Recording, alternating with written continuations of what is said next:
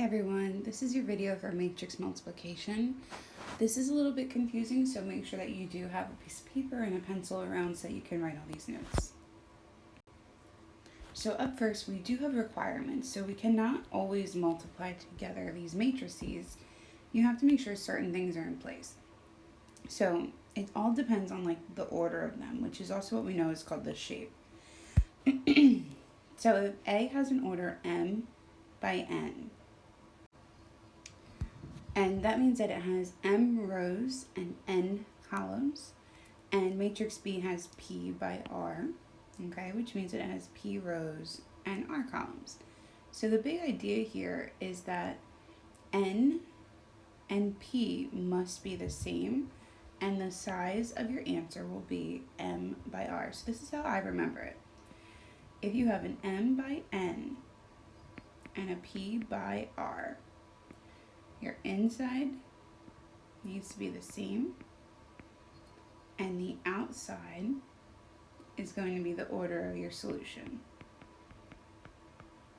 Okay? So if you can't do this, what you would just say is that it's undefined. Okay? So if you can't multiply, if these values don't end up being the same, you just say undefined. So here's another slide showing you the same thing that we just talked about, how when you're looking at your two orders, the inside must be the same and the outside will be the order of your solution or your resultant matrix. So just because you can do A times B does not mean that you can do B times A. This is the first time that we can't multiply in both directions and have them be the same. Okay, so another way to say if it's possible, it's the number of columns in the first matrix must be equal to the number of rows in the second. Number of columns in the first, number of rows in the second. All right, so here we go. So we need to figure out if we can multiply these things before we even try. So when we're looking at these couple problems here, they're telling us A is 3 by 2, and B is 2 by 4, and C is 3 by 3. So just pretty much, can we do these? So this is how I would do it. So A is 3 by 2, and B is 2 by 4.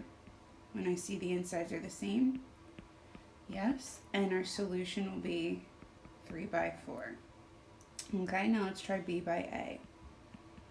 2 by 4, and A is 3 by 2. These are not the same, so the answer is no. All right, let's look at C. So C is 3 by 3.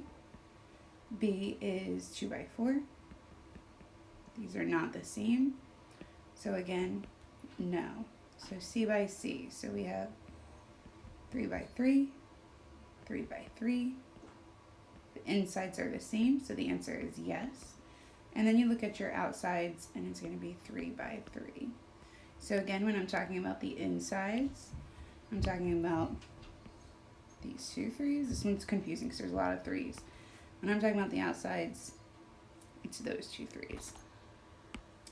Okay, back to the practices. So then we have A times A. So that's 3 by 2, and then times 3 by 2. So we cannot do that. Okay, see how they're not the same? So the answer is no. And we're actually just going to skip this one down here. Okay, so that's how you can know if you can even multiply before you even try. Alright, so here's our slide on how to multiply. So this does look very confusing, I know that. As we get through a couple examples, it's going to make more sense.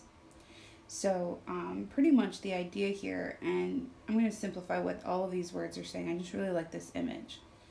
You take each row and you multiply it by a column, and it becomes that entry in this row, this column. So this was row 2 times column 1, and my solutions ended up in row 2, column 1. Okay? If I were to take row 1 times column 2, that would end up in row 1, column 2, which is up here.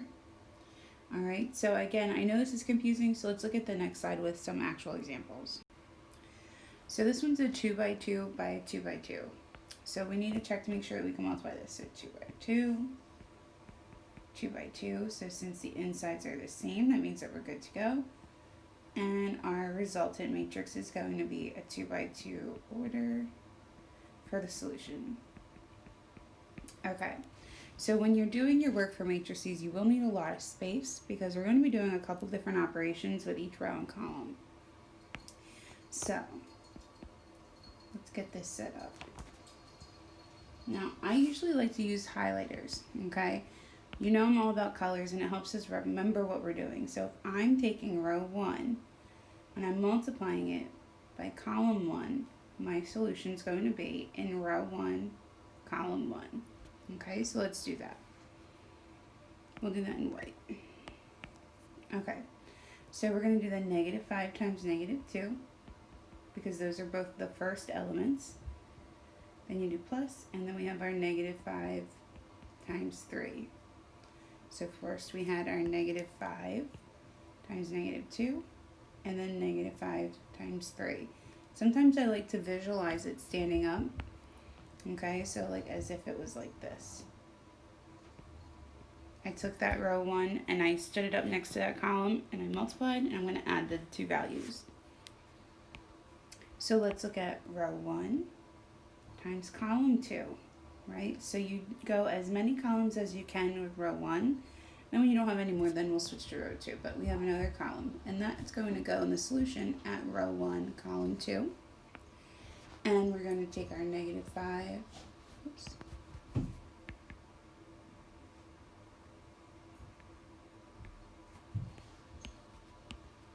Okay, here we go. We have -5 times -3 plus -5 times 5. Okay. Now we don't have any more columns in row 1. So what we can do is we can go down to row 2, and row 2 times column 1. And that's going to go in row 2, column 1. Okay, so we're going to have -1 times -2 plus 2 times 3. Alright, and we can do one more. And it's going to be row 2 times column 2. And that result is going to go in row 2, column 2. So again, being organized and staying consistent with your work, that's what's really going to help you make sure you're not missing any terms here. So we have -1 times -3 plus 2 times 5. Okay, so that is the hardest part. The rest of it from here is just basically organization, where you just want to simplify what all of these values are. Alright, so let's see. So we have 10 plus -15. In row 1, column 2, we have 15 plus -25. In row 2, column 1, we're going to have 2 plus 6. In row 2, column 2, we're going to have 3 plus 10. Okay, and then just simplify it as much as you can. So we're going to end up with -5, -10, 8, and 13. Okay, here you can see that I have another example done out for you. Feel free to pause, copy this down. It's always amazing to have these written out so you can follow how it works. So again, I'll walk you through this. So we took row 1 times column 1, and that resulted in our row 1, column 1 answer in the yellow highlight. Then we took row 1 times column 2, and we put that in our row 1, column 2 part of our answer, which is our green highlight. Now we don't have any more columns, so we have to move down to row 2. So we have row 2 times column 1, and that goes in row 2, column 1. And that's the blue highlight. And then we have row 2 times column 2, and that goes into row 2, column 2 of our answer, which is the orange highlight. Okay, you simplify, you bring it down, and you end up with just nice whole numbers. Sometimes there's decimals and fractions. We'll talk about that later, but just go with what you got right now. Most of the time you'll have whole numbers. Alright, so you can see here that I've already done a little bit of work for this example. Feel free to pause, write it down so you can write down the rest of the work with me. Okay, and so you can see that our sizes are a little bit different now. So when we're looking at these two orders, we have a 2 by 3 and a 3 by 2, and they almost look like we can't do anything because they're not the same.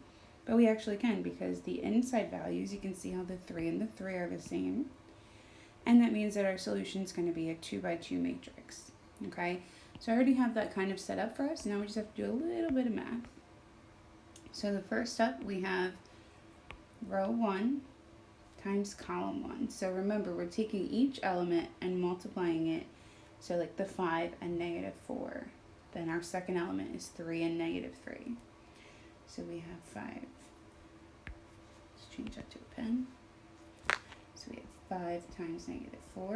And then you put a plus sign. And then we have 3 times negative 3.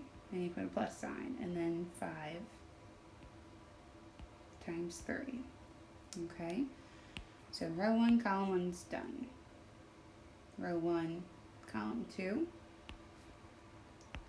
So when we do that, we have our first elements are 5 and 2, so 5 times 2, plus our middle elements are 3 times 4, plus our last elements are 5 times negative 5. Okay, now we don't have any more columns, so we're going to move down to row 2. So we have row 2 times column 1.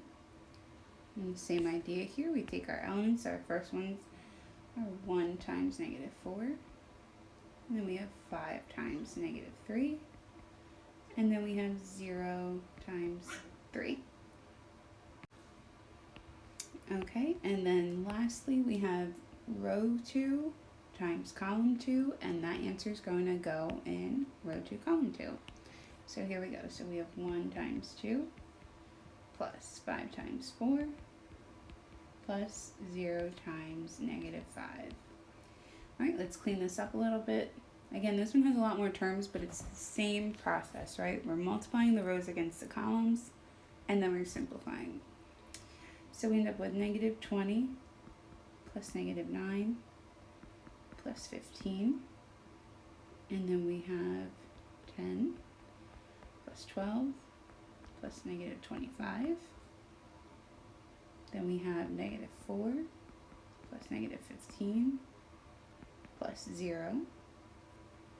And then lastly, we have 2 plus 20 plus 0.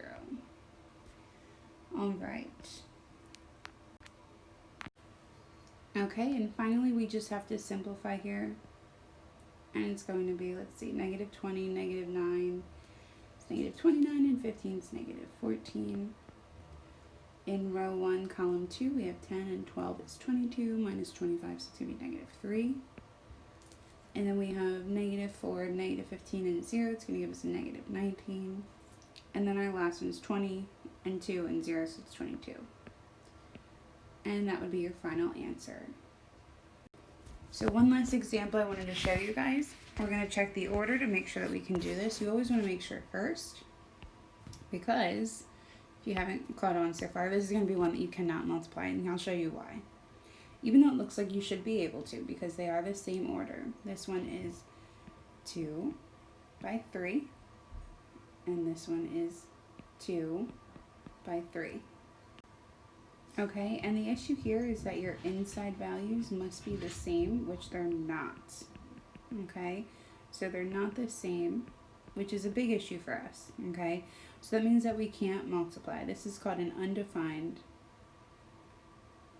solution, and that's all you need to do. So that's why it makes sense to check first. Why would you even try to do any math if you don't need to? Okay, so always check the orders first, make sure you can multiply, and then follow through with the steps on how to multiply.